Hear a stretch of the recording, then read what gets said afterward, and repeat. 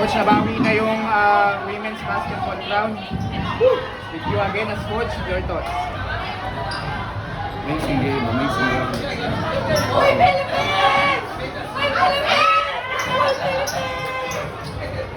Anything about the girls.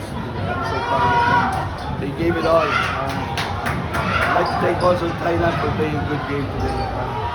Wow, it's been a hard battle going to the board. Hopefully, mas marami pang dumating for the Philippines. I know. Ayan, thank you lahat sa mga sumusuporta, lahat ng mga nanonood dito. Lahat nanonood, si Chairman dito, President Ricky Vargas here, our Executive Director, Erica Diz here also. Thank you so much for all the support. So lahat ng mga Pilipino na nanonood ngayon, maraming salamat. Back home also, thank you sa mga prayers nyo, lahat po. Next one nila for 3 games. Is this the biggest of them all considering nasa Thailand tayo? Yes, of course. This is the mas sweeter to kasi we're out of the nilay sa country natin. Ito yung ano talagang pinaghirapan nila ng mga girls. So, it was a tough game. It was talaga swertihan lang. Coach, how will you celebrate this year? I don't know. Just maybe go to the family lang yan. Go with the loved ones.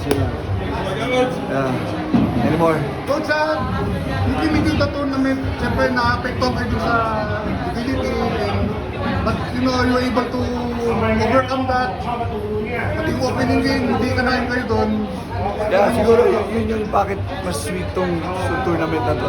Because of that rule that they had na binahirapan nila, the last minute na lang biglang babalik pa rin yung game.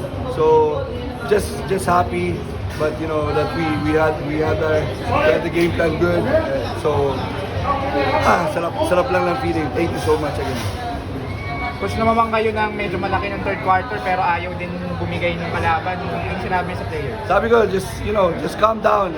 I know the crowd is not behind us, but dahan-dahan natin. Go back to what I wrote in the board was go back to basic. Ano ba yung pinakahan natin, gagawin natin na magandang nilalaro natin. So, we go back to that and buti naging effective na meron konting nakashoot si Janina 3 points kanina. That was big. Yung mga defensive stop natin was big also. That's why. Tama na. Ingat ka na, Coach. Ha? Ingat ka na. Woo!